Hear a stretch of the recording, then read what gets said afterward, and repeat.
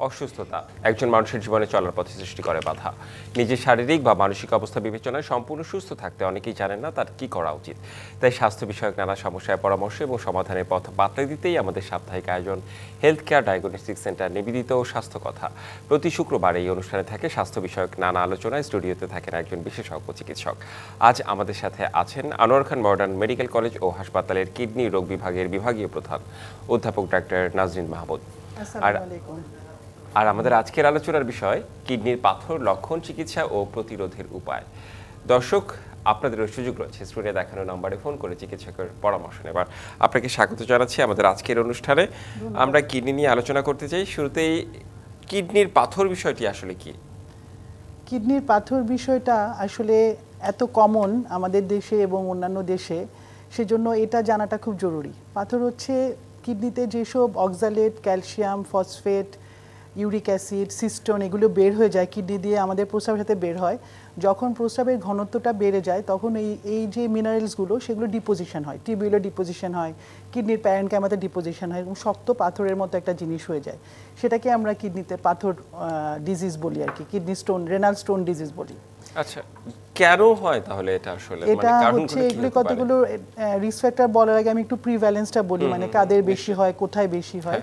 সাধারণত এশিয়ান কান্ট্রিতে দেখা গেছে যে 1 থেকে 5% মানুষের কিডনিতে পাথর হয়, এবং সৌদি আরবে এটা আবার হার অনেক বেশি, এটা 20%, 20% মানুষের হচ্ছে কিডনিতে পাথর হয়। ইউরোপে সেটা হচ্ছে 5 থেকে 9%, উত্তর আমেরিকা থেকে হচ্ছে 7 থেকে 15%।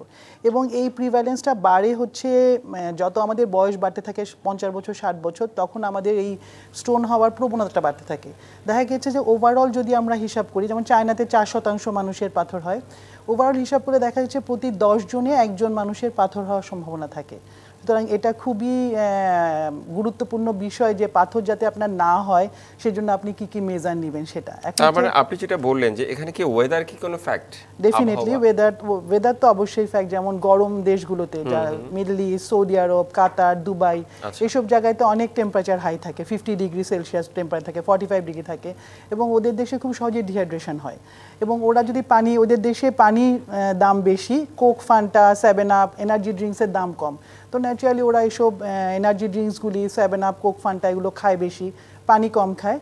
সেটার জন্য যারা আমাদের দেশে অনেক ফ্যামিলিতে এরকম আমি দেখেছি যে তাদের অভ্যাস আছে, বাচ্চাকে ছোটোকাল থেকে কোক, ফান্টাতে অভ্যস্ত করে ফেলে, 7 আপ এইসব খায়, পানি কম খায়। যারাই পানি কম খাবে তখনই ডিহাইড্রেশন হবে, এবং কিডনিতে পানি চলাচল যত কম হবে, রক্ত চলাচল যত কম হবে, তত পাথরটা, ওই যে ক্যালসিয়াম, মিনারেলস, ফসফেট এগুলো ডিপোজিশন হবে, টিবিউলে ডিপোজিশন হয়ে পাথর তৈরি করবে।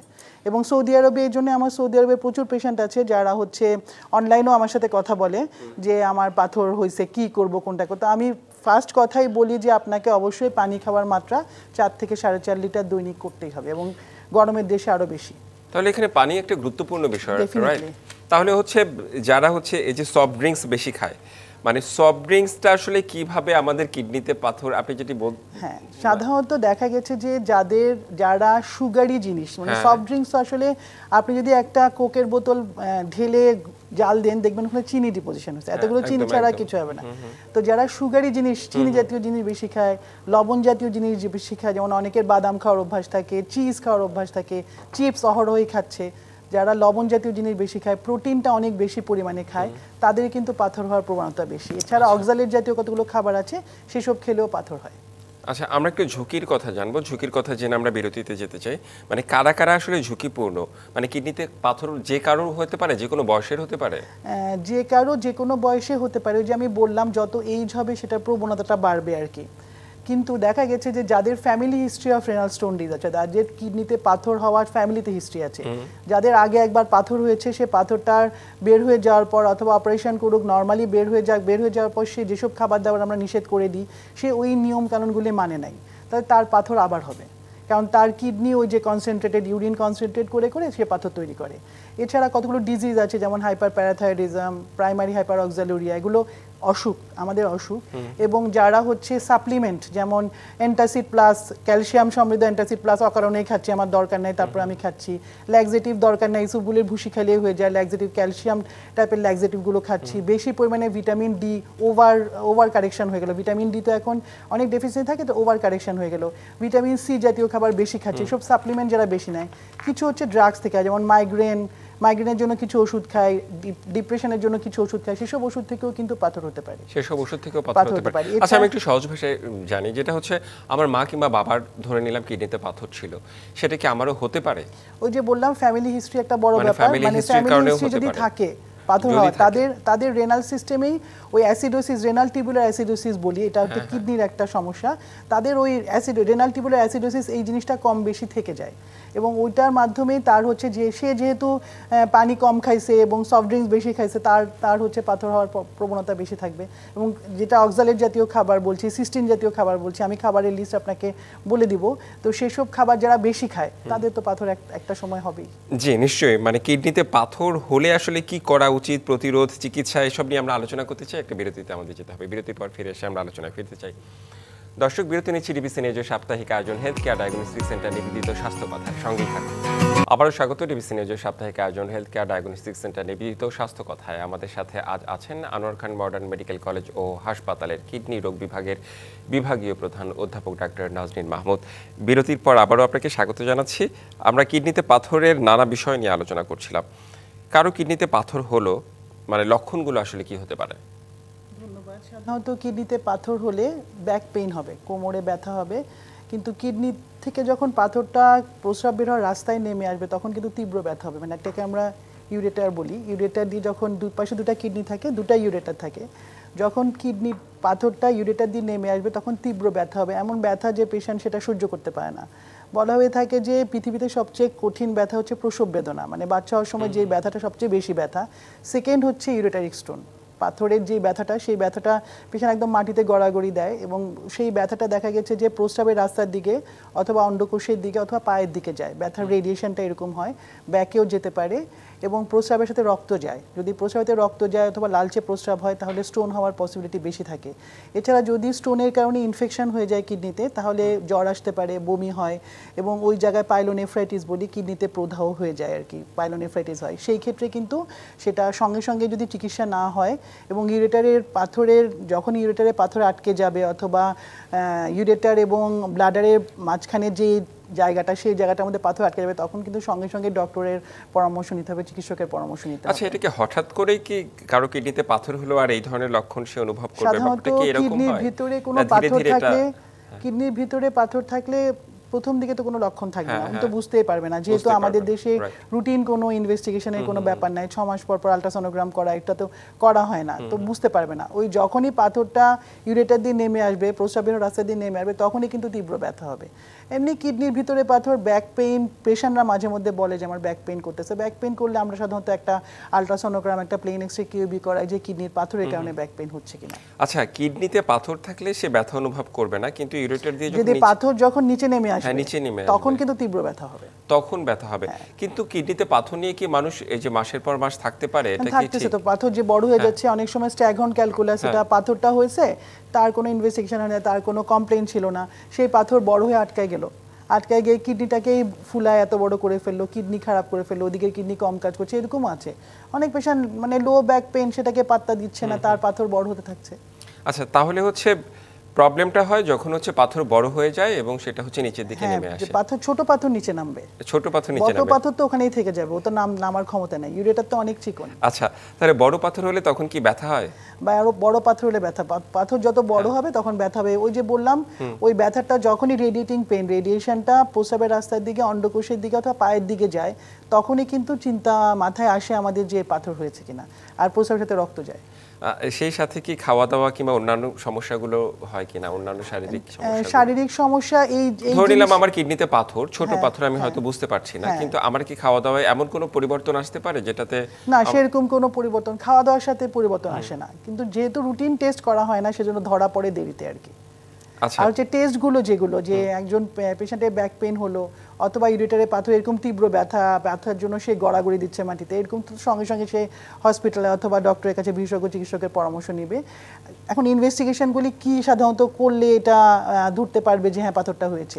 সাধারণত আমরা একটা আলট্রাসোনোগ্রাম, কিডনি সিম্পল একটা আলট্রাসোনোগ্রাম করি, পাথর থাকলে বলে দেয় যে ইউরেটারে পাথর আছে বা কিডনিতে পাথর আছে। একটা কিডনির ক্রিয়েটিনিন পরীক্ষা করা, একটা রুটিন ইউরিন এক্সামিনেশন করা, দেখা যাচ্ছে আরবিসি যেহেতু ব্লাড যাচ্ছে পাথরের কারণে, ঘষার কারণে ব্লিডিং হয়, তো ওই আরবিসি যাচ্ছে ইউরিন দিয়ে। আর হচ্ছে একটু সামান্য প্রোটিন যেতে পারে। আর কনফার্মেশন মানে পাথরটা কোথায় আটকেছে এটা দেখার জন্য আমরা সাধারণত সিটি ইউরোগ্রাম অথবা আইভিউ করি। এটা করলে পাথর কি কিডনির মাংসের ভিতরে আছে না পাথর কিডনি থেকে প্রস্রাব বের হওয়ার রাস্তায় আছে এটা কনফার্ম করা যায়, অথবা ব্লাডার। হ্যাঁ, এটা কনফার্ম করতে হলে আমাদেরকে সিটি ইউরোগ্রাম অথবা ইন্টারভেনাস ইউরোগ্রাম করতে হয়। আচ্ছা, আমি অনেক সময় হয় না ট্রিটমেন্টের ইস্যু আসলে দেখা যায় যে আমাদের অধিকাংশ মানুষই তো হচ্ছে মধ্যবিত্ত আমাদের দেশের, ট্রিটমেন্টের খরচটার বিষয় ইনভেস্টিগেশন এটা কি হসপিটাল ওয়াইজ ডিপেন্ড করে? সরকারি হাসপাতালে এটা সরকারি হাসপাতালে খরচ কম। যেমন আমাদের যেসব পেশেন্ট, আমি তো প্রাইভেট ইনস্টিটিউটে কাজ করি, তো যেসব পেশেন্ট অনেক বেশি গরিব থাকে তো তাদেরকে আমরা বলে দিই যে আপনি চাইলে আপনি সরকারি হাসপাতালে পরীক্ষা করতে পারেন, পিজি হাসপাতালে পরীক্ষা করতে পারেন, ঢাকা মেডিকেল কলেজে পরীক্ষা করতে পারেন। যেহেতু আপনার পরীক্ষার কস্ট অনেক বেশি আসে, একটু তো ডিফার করবেই, তো চাইলে ওরা সরকারি হাসপাতালে এই পরীক্ষাগুলো সবগুলোই হয়। আচ্ছা, সিটি ইউরোগ্রাম থেকে আইভিইউ সব পরীক্ষা সরকারি হাসপাতালে হয়। আচ্ছা, কিডনিতে পাথর হলে মানে দুই কিডনিতেই কি হতে পারে? মানে না, সাধারণত দেখা গেছে যে সিঙ্গেল কিডনিতে হয় অথবা দুই কিডনিতে হয়, মানে একটাতে কিডনি ইউরেটার দিয়ে বের হয়ে আসছে আর একটা কিডনিতে ছোট ছোট ভিতরে পাথর আছে। অনেক সময় নেফ্রোক্যালসিনোসিস হয়, মানে ক্যালসিয়াম ডিপোজিশন হয়ে যাচ্ছে আর কি কিডনির ভিতরে। তো সেই জিনিসটাও কিন্তু অনেকটা আমরা পোর্সেলিন কিডনি বলি, অনেক সময় অনেকটা খারাপ। সেটা মেডুলারি স্পঞ্জ কিডনিতেও কিন্তু এই জিনিসটা হয়, এটা একটা বংশগত রোগ মেডুলারি স্পঞ্জ কিডনি, হচ্ছে কিডনির ভিতরে ক্যালসিয়াম ডিপোজিশন হয়ে যায় এবং এটা বাচ্চা অবস্থায় ধরা পড়ে। মানে বাচ্চার মা বলে যে আমার বাচ্চার প্রস্রাব কম হচ্ছে, প্রস্রাব লালচে হচ্ছে, তখন নিয়ে আসে, একটু ব্যথা ব্যথা বলতেছে, প্রস্রাব ক্লিয়ার করে হচ্ছে না। যেমন পাথর হলেও কিন্তু প্রস্রাবটা ক্লিয়ার করে হবে না, তার মনে হবে বারবার ওয়াশরুমে যাচ্ছি, প্রস্রাব আসতেছে, আমি ওয়াশরুমে যাচ্ছি কিন্তু অল্প একটু প্রস্রাব হচ্ছে এবং নিচের পেটে সাংঘাতিক ব্যথা হয় এবং প্রস্রাবটা ক্লিয়ার করে হয় না। এবং পোর্সেলিন কিডনি যেটা আমরা মেডুলারি স্পঞ্জ কিডনি বললাম, সেটাতে কিন্তু এটা বংশগত রোগ, হেরিডিটারি ডিজিজ, জেনেটিক্যাল, এবং এটাতে ক্যালসিয়াম ডিপোজিশন আস্তে আস্তে করে কিডনিটা খারাপ হয়ে যায়, আস্তে আস্তে করে কিডনিটা খারাপ হয়ে যায়। এই যে আপনি বাচ্চার কথা বলেন, অর্থাৎ যে কোনো বয়সের যে কারো হতে পারে? যে কোনো বয়সের যে কারো হতে পারে, তবে এইজ হলে এটা প্রিভ্যালেন্সটা বাড়ে আর কি, 50 বছর 60 বছর হলে। কারণ দেখা গেছে যে ঠিক করে পানি খাচ্ছে না বা যেসব খাবার অ্যাভয়েড করা উচিত সেসব করছে না, এই জিনিসগুলির জন্য আসলে এই প্রবণতাটা বাড়ে। এই ক্ষেত্রে কি কারো যদি কিডনিতে পাথর ধরা পড়ে তার খাওয়া দাওয়ার কোনো ইস্যু আছে কিনা? ডেফিনেটলি, একটু সেটা যদি বলতে। কিডনিতে পাথর ধরা পড়লে অথবা ধরা না পড়লেও আমাদের কিছু খাবার আসলে অ্যাভয়েড করতে হয়, সারা জীবনই সেটা মেনটেন করা আমাদের উচিত। যেমন একজন সুস্থ স্বাভাবিক মানুষ 4 থেকে 4.5 লিটার 24 ঘন্টায়, মানে অল থ্রু 24 আওয়ার্স সে 24 ঘন্টায়, সকালে উঠে 5 লিটার খেয়ে ফেললো এরকম না, সে সকালে উঠে 2 গ্লাস খেলো, তারপর 1 ঘন্টা পরে আবার 1 গ্লাস খেলো, এরকম করে করে 4 থেকে 4.5 লিটার পানি। পাথর হলে তো অবশ্যই সে খাবে। এবং অক্সালেট জাতীয় কিছু খাবার আছে, ক্যালসিয়াম জাতীয় ট্যাবলেট পাথর ধরা পড়লে খাবে না। এবং ভিটামিন ডি, ভিটামিন সিটা অ্যাডুকেট যতটুকু দরকার ততটুকু খাবে। এবং পাথর কোন কোন খাবারে বেশি হয় আর কি, সেটা হচ্ছে গরু, খাসি, গিলা, কলিজা, এগুলিতে ইউরিক অ্যাসিড বেশি, মগজ, তারপর হচ্ছে পুঁই পালং শাক, ফুলকপি, বাঁধাকপি, টমেটো, গাজর, শিমের বিচি, শিম জাতীয় খাবার। শিমের বিচি তো আমরা শুকনাও খাই, ভিজা শিমের বিচি খাই, আলাদা করে খাই, এটা বন্ধ করতে হবে। এবং তরকারি, যতগুলো তরকারি আমরা খাচ্ছি, বরবটি, সেই সব তরকারি যতগুলো খাচ্ছি তাদের বিচিগুলো ফেলে খেতে হবে, কারণ সব ভেজিটেবলসের বিচিগুলোতে হচ্ছে পাথর হওয়ার প্রবণতা থাকে। এক্ষেত্রে আমরা যদি শিমের বিচির কথা বলি, আবার আমরা বরবটিও বিচি আছে, হ্যাঁ বরবটিও বিচি আছে, আমরা এখনো বিনস কতগুলো খাই, মানে সালাদের সাথে খাই, সেই কিডনি বিনস যেগুলো, সেগুলো, বাদাম, তারপরে চকলেট বেশি পরিমাণে, লবণ জাতীয় খাবার বেশি পরিমাণে, এবং যারা প্রোটিন বেশি খায়, সুগারি ফুড বেশি খায়, কোক, ফান্টা, খেজুর, কিছু কিছু ফলেও কিন্তু পাথর অনেক অ্যাগ্রাভেট করে। যেমন খেজুর, সৌদি আরবে পাথর কেন এত বেশি, ওরা তো অনেক খেজুর খায়, খেজুরে কিন্তু অক্সালেট আছে, তো খেজুর খেলে পাথর হয়। তো খেজুর খাওয়াটা আমাদের লিমিটের মধ্যে করতে হয়, মানে পাথর না হলে আমাদের এইসব খাবারগুলো লিমিটের মধ্যে রাখা উচিত। আর পাথর হয়ে গেলে তো সারা জীবনের জন্য এসব খাবার বন্ধ। আমি পেশেন্টদেরকে বলে দিই আপনি সারা জীবন যে কোক, ফান্টা, গরু, খাসি, এই যে ইভেন আলুর খোসা, মিষ্টি আলুতেও কিন্তু পাথর যাদের হয় তাদের এগুলি অ্যাভয়েড করতে হবে। আচ্ছা, এক্ষেত্রে কারো কিডনিতে পাথর নাই, সে কি হচ্ছে শিম খাবে না, শিমের বিচি কিংবা হচ্ছে লিমিটেড খাবে? যেমন আমরা কি করি, যদি শীতকাল আসে, ইন জেনারেল পপুলেশন বলছি, শীতকাল আসলে আমরা প্রতিদিন শিম ভর্তা নালে শিম, প্রতিটা তরকারির সাথে শিম দিচ্ছি, নালে শিমের বিচি খাচ্ছি। এই জিনিসটা না করে সপ্তাহে 2 দিন খেলো, বাকি দিন খেলো না। যদি ওই খাবারগুলো লিমিট করতে পারে তাহলে, আর পানি খাওয়াটা বাড়াতে পারে, তাহলে এই জিনিসটা হবে না। অনেকেই পানি কিন্তু প্রচুর পরিমাণে খায়, দেখা যায় যে যতটুকু না পানি খাওয়া উচিত তার চেয়ে অনেক বেশি পরিমাণে খায়। কিডনির সাথে পানির তো একটা খুব গুরুত্বপূর্ণ সম্পর্ক, একটু যদি বলতেন আসলে কতটুকু খাওয়া উচিত? হ্যাঁ, কোনোভাবেই তো, যেমন আমার এক পেশেন্ট এসে বলছে ম্যাডাম আমার অনেক প্রস্রাব হয়। আমি বলছি কেন আপনার এত অনেক প্রস্রাব হচ্ছে? কোয়েরি করতে যেয়ে দেখা গেল যে ডেইলি 10 থেকে 12 লিটার পানি খায় সে। 10 থেকে 12 লিটার? এটা তো তার একটা ডিজিজ, তার পানি, এটা একটা ডিজিজ কিন্তু পানি বেশি খাওয়াটা। ডায়াবেটিস ইনসিপিটাস হলে সাধারণত এই জিনিসটা হয়, সিআরড হলে সাধারণত এই জিনিসটা হয়। তখন আমরা ওই ইনভেস্টিগেশনে গেলাম যে তার আসলে হয়েছেটা কি। তখন দেখা গেল যে তার ডায়াবেটিস ইনসিপিটাস হয়েছে, তার পানির যে চাহিদা, শরীরে পানির চাহিদা বেড়ে গেছে, এবং সেটা কিছু ওষুধপত্র দিলে ওই চাহিদাটা কমাই দিলেই তার পানি খাওয়ার ক্ষমতা। পানি সাধারণত 4 থেকে 4.5 লিটার, গরমকালে অথবা গরমের দেশে 5 লিটার পর্যন্ত সারাদিনে খাবে, এর বেশি দরকার হয় না। এর বেশি দরকার হয় না। কিংবা যারা খুব বেশি পরিশ্রম করে, মানে শারীরিক পরিশ্রম করে, অনেক ঘাম যদি হয়, লেবার বাইরে কাজ করছে, যারা রাজমিস্ত্রি, তারা তো বাইরে কাজ করছে, তাদের ঘাম বেশি হচ্ছে, তারা না হয় 6 লিটার খেলো, এবং ঘামায় এসে বাইরে থেকে এসে সঙ্গে সঙ্গে তো পানি খেতে মানা করি যে ঘামে বাইরে কাজ করে আসলেন আপনি সঙ্গে সঙ্গে একটু ঠান্ডা হবেন, তারপরে আপনি আস্তে ধীরে পানিটা খাবেন। এটা হচ্ছে নিয়ম। এটা হচ্ছে নিয়ম। আচ্ছা, কিডনিতে পাথর হলে এর সাথে অন্যান্য কোনো ডিজিজ কিডনির, সেগুলো কি হতে পারে? হ্যাঁ, সাধারণত রিলেটেড থাকে। যেমন ক্রনিক কিডনি ডিজিজের পেশেন্টের পাথর হয়েছে এরকম অনেক দেখি। ডায়াবেটিস মেলাইটাস আছে, তার পাথর, মানে কোমরবিড কন্ডিশন যদি থাকে তাহলে পাথর হওয়ার প্রবণতা বাড়ে। যেমন ডায়াবেটিস মেলাইটাস, তার কি, তার ইউরিন দিয়ে সুগার যায়, তার ডায়াবেটিস যদি ওয়েল কন্ট্রোল না থাকে তাহলে ইউরিন দিয়ে সুগার যায় বেশি, তাহলে তো তার পাথর হওয়ার প্রবণতা বেশি থাকবে। এবং সিকেডি পেশেন্টে তো পানি লিমিট করা থাকে, ক্রনিক কিডনি ডিজিজের পেশেন্টে পানি লিমিট করা থাকে, তো লিমিট করা থাকলে তারও অনেক সময় পাথর হতে পারে। তো ডিজিজ সাথেও রিলেটেড, যে আমি বললাম হাইপারপ্যারাথাইরয়েডিজম, হাইপারঅক্সালুরিয়া, এসবের জন্যও কিন্তু পাথর হয়, এসবের জন্য পাথর হয়। বা ইন্টেস্টাইনে অন্ত্রে কোনো অপারেশন হলো, বাইপাস সার্জারি হলো, তারপরেও পাথর হতে পারে তার। আচ্ছা, ডায়াবেটিসের কথা বলে আমার একটা জিনিস মনে হলো যে ডায়াবেটিস পেশেন্টরা তো এমনিতেই সবসময় ভয়ের মধ্যে থাকে কিডনি নিয়ে, যে আসলে কিডনি ভালো আছে কিনা।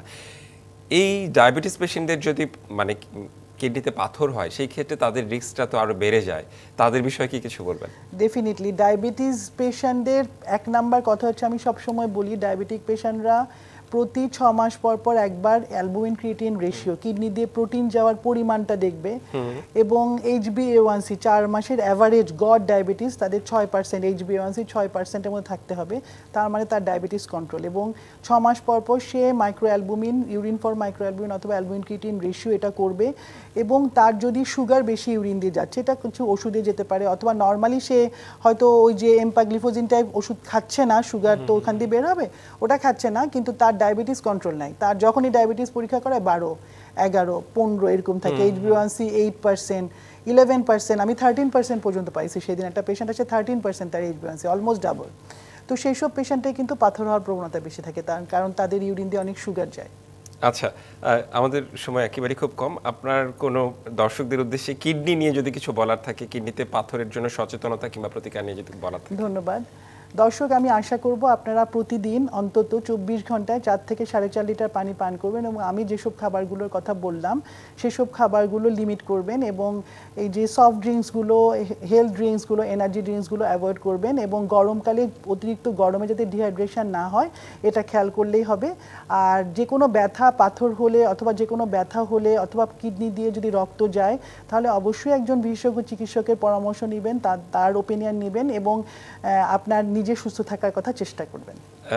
আমি একটু ইন্টারাপ্ট করি, কোন খাবারগুলো পরিমিত খেতে হবে যদি বলেছিলেন, আরেকবার যদি বলতেন। আবার বলছি দর্শক, আপনারা লবণ জাতীয় খাবার, chocolate, sugary drinks, soft drinks, energy drinks, গরু, খাসি, কলিজা, মগজ, ছোট মাছ মানে মলা ঢালা পুঁটি কাচকি, বড় মাছের ডিম, টমেটো, গাজর, ফুলকপি, বাঁধাকপি, শিম জাতীয় খাবার, শিমের বিচি, কাঁঠালের বিচি, বরবটি, এবং এইসব জিনিস আপনি অবশ্যই অ্যাভয়েড করবেন। বাদামটা খুবই কম পরিমাণে খাবেন, চীনা বাদাম এবং অন্যান্য বাদামে পাথর হওয়ার পসিবিলিটি থাকে, সেটা খেলেও লিমিটের মধ্যে খাবেন। আচ্ছা, কিডনি রোগ হলে এগুলো অ্যাভয়েড করবে কিংবা পরিমিত খাবে? পাথর হলে এগুলো অ্যাভয়েড করবে, আর যদি পাথর না হয় এটা পরিমিত পরিমাণে খাবে। জি, আপনাকে অনেক ধন্যবাদ আমাদের আজকের অনুষ্ঠানে যুক্ত হওয়ার জন্য। ধন্যবাদ। হেলথ কেয়ার ডায়াগনস্টিক সেন্টার নিবেদিত স্বাস্থ্য কথা, এই ছিল আমাদের আজকের আয়োজন। সঙ্গেই থাকুন।